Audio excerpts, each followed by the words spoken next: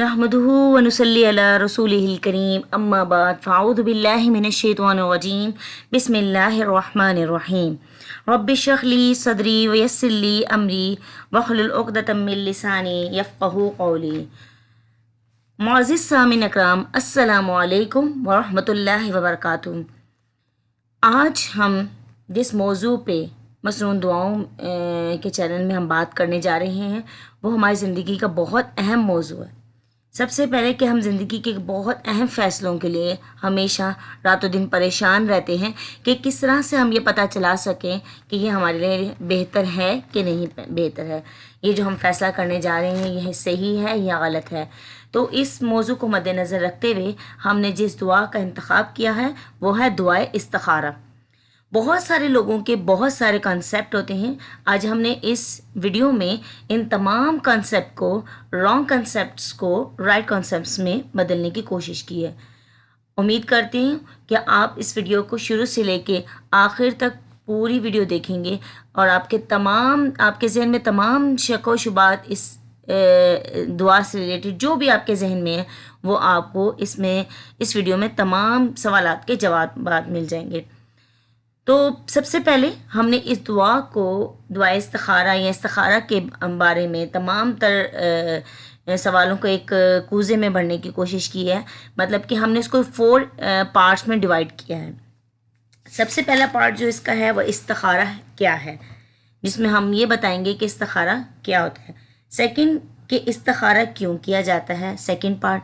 फिर third part इस video का जिस पे है वो है कि इस्तिखारा ख़ुद किया जाए या करवाया जाए। और सबसे लास्ट और इम्पॉर्टेंट पार्ट जो है वो है कि इस्तिखारा करने का मसनून तरीका क्या है। तो सबसे पहले हम अपने क्वेश्चन पे आते हैं कि इस्तिखारा है क्या। ठीक है, इस्तिखारा का मतलब होता है कि खैर की दुआ करना। ठीक है, तो मतलब कि इस्तिखारा का मतलब ये है कि आप खैर की अल्लाह ताला से दुआ मांगते हैं। ठीक है, लेकिन हमारे यहाँ जो कॉन्सेप्ट पाया जाता है उसका मतलब ये है कि इस्तिखारा का मतलब ये है कि कोई गैब का इल्म जानना। तो आपको मैं बताती चलूँ कि इस्तिखारा का मतलब हरगिज़ ये नहीं है कि आप गैब का इल्म जानने लगें। गैब का इल्म सिर्फ़ और सिर्फ अल्लाह सुब्हाना ताला के पास है।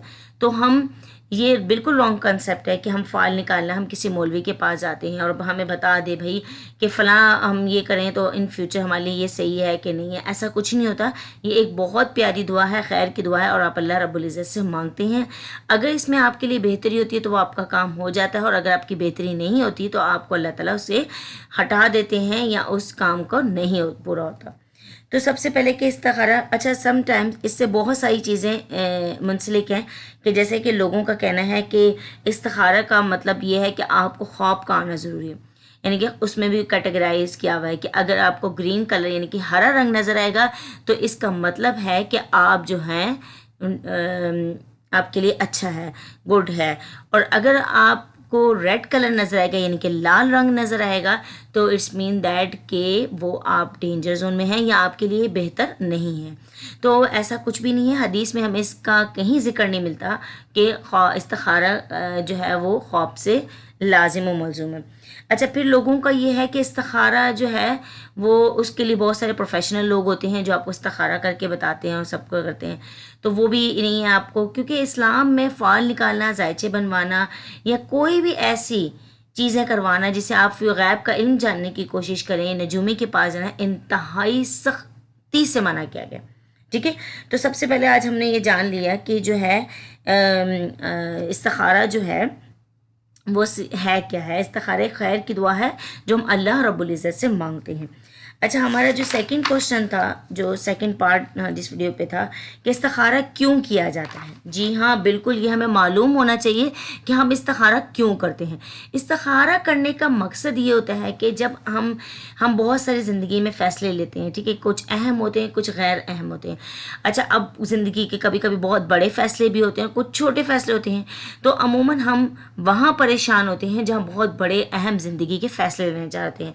अमूमन इस्तिखारा को लोग منسلک کرتے ہیں کہ شادی بیاہ کے طریقوں میں، شادی بیاہ کے چکر میں ہی کرتے ہیں، لیکن ایسا کچھ نہیں ہوتا. شادی بیاہ کے ہی نہیں، آپ زندگی کے ہر معاملات میں استخارہ کر سکتے ہیں، چاہے وہ چھوٹے معاملات ہوں چاہے وہ بڑے معاملات ہوں. ہم اس میں اللہ رب العزت سے مشورہ لے رہے ہوتے ہیں، تو وہ ہماری زندگی کے چھوٹے ہوں بڑے ہوں، اہم اور غیر اہم ہوں، ہمیں اللہ سے مشورہ لینا چاہیے. تو سب سے پہلے کہ ہمیں استخارہ کرنے کا مقصد ہی، اس کے مقاصد ہی ہے کہ ہم جو ہیں اس سے اللہ سے دعا مانگیں کہ یہ ہمارے لیے اچھا ہے کہ نہیں ہے، اس میں دعا مانگ لیتے ہیں. اور چاہے جو بھی ہمیں استخارہ کرنا ہوتا ہے یا جس سے ریلیٹڈ کرنا ہوتا ہے تو ہم اس میں اللہ سے مشورہ لے لیتے ہیں. اچھا، اب اس ویڈیو کا جو تھرڈ پارٹ جس کے بارے میں نے ذکر کیا تھا کہ استخارہ خود کیا جا سکتا ہے یا کسی سے کروایا جا سکتا ہے، تو یہ بہت امپورٹنٹ پارٹ ہے یہ بھی، کیونکہ استخارہ ہمیشہ آپ ایک بات جان لیجئے کہ استخارہ ہمیشہ خود کیا جا سکتا ہے. ایسا کیسے ممکن ہے کہ آپ اپنے لیے دعا اتنی شدت سے نہیں مانگے، آپ کسی اور سے کہہ دیں؟ ایسا ممکن نہیں ہے. مطلب انسان اپنے لیے زیادہ شدت سے دعا مانگتا ہے، ٹھیک ہے. اچھا، اب لوگ اکثر کیا کرتے ہیں کہ لڑکا اور لڑکی کا نام بتا دیتے ہیں، مولوی صاحب کے پاس گئے یا کسی بھی مذہبی اسکالر کے پاس گئے، انہیں بولتے ہیں کہ بھائی ہاں یہ بتا دیں کہ رشتہ ہمارے لیے بہتر ہے کہ نہیں بہتر ہے، ٹھیک ہے. تو کہیں حدیث میں ہمیں اس چیز کا ذکر نہیں ملتا کہ آپ کا رسول اکرم صلی اللہ علیہ وسلم کی حدیث مبارکہ ہے جسے میں بیان کروں گی. حضرت جابر بن عبداللہ رضی اللہ تعالیٰ عنہ کا بیان ہے کہ رسول اکرم صلی اللہ علیہ وسلم ہمیں تمام کاموں میں استخارہ کرنے کی ایسی تعلیم دیتے جیسے کوئی قرآن کریم کی سورت کی تعلیم دیتے. آپ صلی اللہ علیہ وسلم فرماتے جب تم میں سے کوئی شخص کوئی کام کرنا چاہے تو فرض رکعت کے علاوہ 2 رکعت نماز پڑھے اور پھر یہ دعا پڑھے. تو سب سے پہلے کہ ہمیں سب سے پہلے کہ ہمیں استخارہ خود کرنا چاہیے. اب جہاں شادی کا زیادہ تر لوگ شادی کے معاملات میں استخارہ کا لیتے ہیں دعا کا، تو ہمیں اس میں کون کر سکتا ہے؟ شادی کے معاملات میں والدین کر سکتے ہیں آپ کے، ٹھیک ہے، لڑکے کے والدین یا لڑکی کے والدین، ٹھیک ہے. اب وہ بھی اس کا یہ کانسیپٹ میں آپ کو بتاتی چلوں کہ والدین کی دعائیں اپنے بچوں کے حق میں قبول ہوتی ہیں، اور یہ کسی حد تک ان کا بھی مسئلہ ہے، ان کا بھی پرابلم ہے، ان کا بھی یہ ہے کہ وہ اپنا یہ اللہ تعالیٰ سے ڈسیزن، یعنی کہ اگر والدین اپنے بچوں کی شادی کرنے چاہ رہے ہیں تو یہ والدین کا بھی مسئلہ ہے. تو یہ ایک مشترکہ مسئلہ بن گیا، ٹھیک ہے. مطلب مشترکہ دعا ہوگی کہ وہ بچی یا بچہ خود بھی دعا کر رہا ہے اور اس کے والدین بھی کر رہے ہیں دعا، ٹھیک ہے. تو اس لیے والدین کر سکتے ہیں، کوئی بھی ایک کر لے، ماں کر لے، باپ کر لے، ٹھیک ہے. اچھا، اس میں جو ہے وہ آپ کے والدین کر سکتے ہیں یا آپ خود کر سکتے ہیں، اور آپ اپنے لیے شدت سے دعا مانگ سکتے ہیں، آپ اپنے لیے زیادہ اچھی دعا مانگ سکتے ہیں، آپ اپنے لیے زیادہ گڑ گڑا کے دعا مانگ سکتے ہیں. تو حدیث میں ہمیں یہ بھی پتہ چلا کہ استخارہ خود کیا جا سکتا ہے، کسی سے کروایا نہیں جا سکتا. اب اس کیا نام ہے، اس کے آپ کو آگے بتاتی چلوں کہ رسول اکرم صلی اللہ علیہ وسلم کی جو حدیث مبارکہ ہے بہت پیاری حدیث ہے کہ استخارہ کرنے والا کبھی نامراد نہیں ہوتا، مشورہ کرنے والا کبھی نادم نہیں ہوتا، اور کفایت شاری کرنے والا کبھی محتاج نہیں ہوتا، ٹھیک ہے.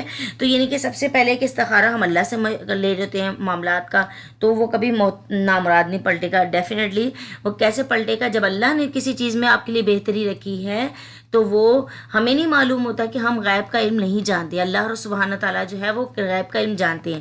بعض اوقات ہمیں کوئی چیز اچھی لگ رہی ہوتی ہے لیکن اس میں ہمارے لیے خیر نہیں ہوتی، اور کچھ چیزیں ہمیں بری لگ رہی ہوتی ہے اور اس میں ہمارے لیے خیر ہوتی ہے. تو یہ ظاہری چیزیں ہم دیکھتے ہیں، جبکہ حقیقتاً غیب کی چیزیں جو ہیں وہ اللہ سبحانہ تعالیٰ جانتا ہے کہ یہ رشتہ، یہ بزنس یا یہ کام جو ہے اس کے حق میں بہتر نہیں ہے، ٹھیک ہے.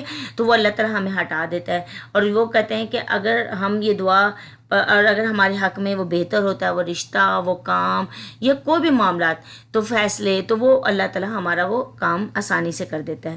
تو اس کی بڑی پیاری سی بھی دعا ہے. اس کا مطلب آپ دیکھیں گے آگے، ہم اس کا مطلب بھی پڑھیں گے، تو بڑی وہ اچھی سی دعا ہے. پھر مومن تو وہ ہوتا ہے جو تقدیر پہ راضی ہو جاتا ہے، یعنی کہ ایسا کچھ نہیں ہے. بعض اوقات ہم یہ کہتے ہیں کہ کاش ہم یوں کر لیتے تو ایسا ہو جاتا، کاش ہم ایسے کر لیتے تو ایسا.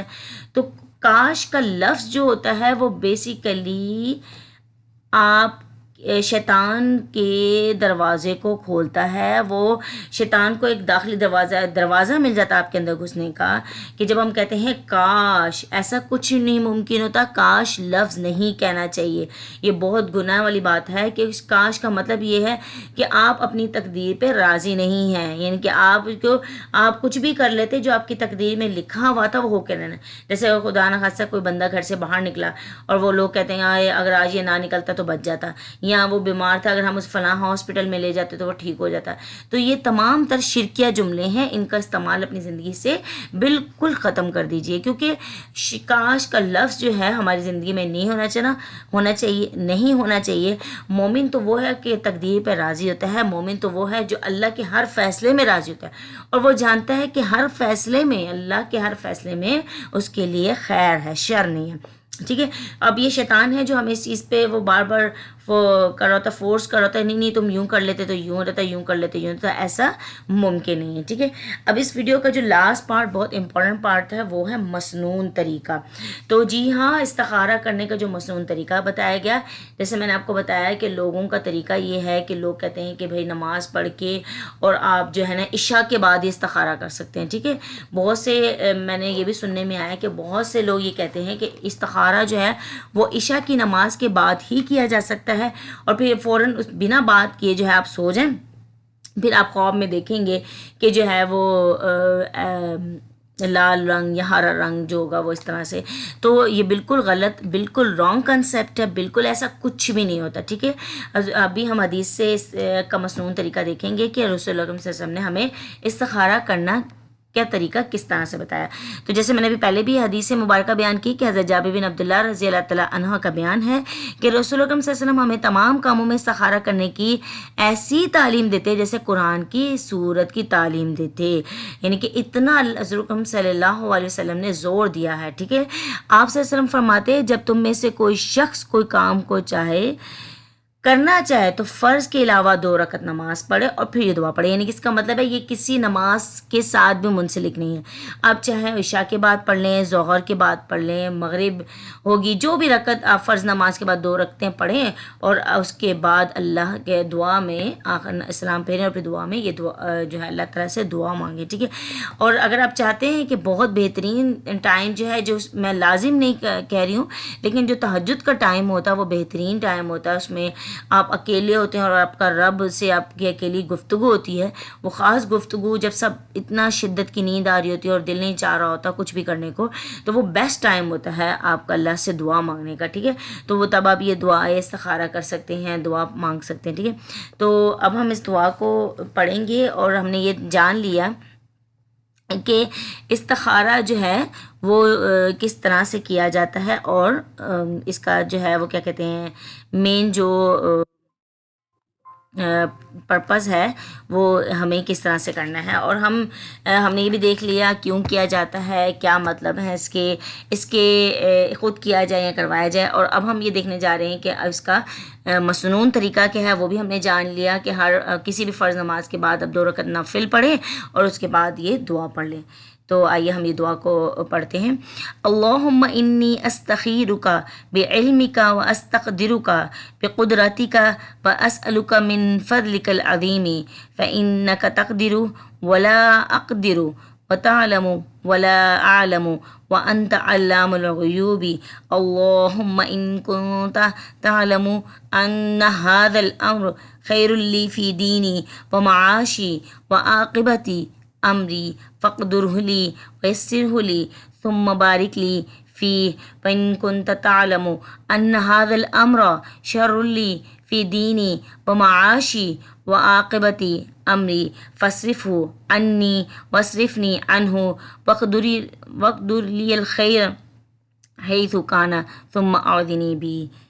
اچھا، اب یہ بڑی اچھی دعا ہم نے جو ابھی استخارہ کی دعا پڑھی ہے، یہ دعا استخارہ ہے۔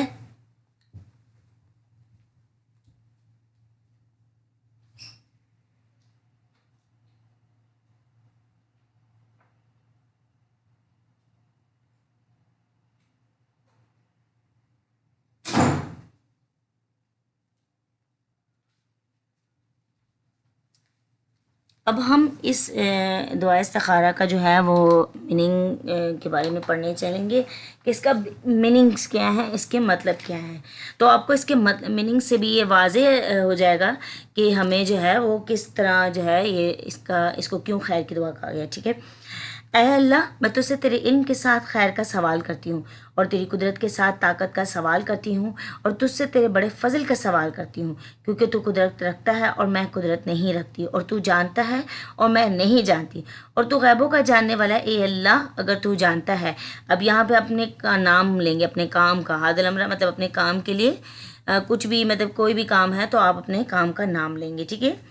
میرے لیے میرے دین، میرے معاش اور میرے کام کے انجام میں بہتر ہے. یعنی کہ وہ کام جو میرے دین میں بھی بہتر ہو، میرے لیے معاش کے لیے بہتر ہو، اور میرے کام کے انجام میں بھی بہتر ہو، تو اسے میری قسمت میں کر دے اور میرے لیے پھر آسان بھی کر دے. ٹھیک ہے. اور اس میں میرے لیے برکت فرما دے. کتنی پیاری دعا ہے کہ اگر یہ میرے لیے بہتر ہے تو اسے میرے لیے آسان کر دے، پھر اس میں میرے لیے برکت فرما دے اس میں، اور اسے میری قسمت میں کر دے. ٹھیک ہے. اور اگر تو جانتا ہے کہ یہ کام میرے لیے، میرے دین، میرے معاش، میرے کام کے انجام میں برا ہے، تو اسے مجھ سے ہٹا دے. یعنی کہ خود بخود میرا دل جو ہے اس سے اللہ رب العزت ہٹا دیں، مجھے اس سے ہٹا دے، اور میری قسمت میں بھلائی کر جہاں بھی ہو، اور پھر مجھے اس پہ راضی کر دے. ٹھیک ہے.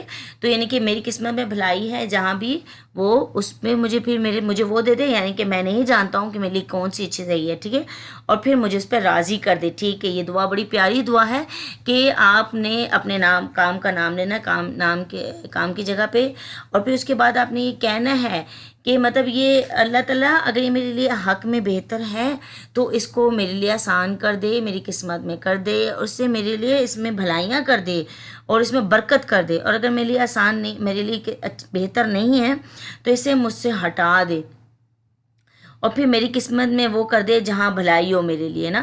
تو یہ کتنی پیاری دعا ہے. اور پھر مجھے اس پہ راضی کرتے ہیں. بعض اوقات ہمیں سمجھ میں نہیں آ رہی ہوتی اور ہم اتنا پریشان ہو رہے ہوتے ہیں کہ نہیں ادھر سے ہم کہہ بھی رہے ہوتے ہیں، اصل میں ہم 50% اللہ پہ بھروسہ کر رکھے ہوتے ہیں. تو بس استغفار. یعنی کہ مطلب اگر ہاں بھی ہو رہا ہوتا ہے اور نہ بھی ہو رہا ہوتا ہے، تو آپ 100% بھروسہ کر کے یہ دعا پڑھیں گے اس کا، اور پھر جو اللہ رب العزت کی طرف سے فیصلہ ہوگا آٹومیٹکلی آپ کا دل اس طرف چلا جائے گا. اور اگر آپ کے حق میں بہتر نہیں ہوگا تو آپ کو اللہ تعالیٰ آپ کے دل کو ہی ہٹا دے گا، اس سے کوئی لال اور ہرا رنگ نظر نہیں آئے گا. ٹھیک ہے.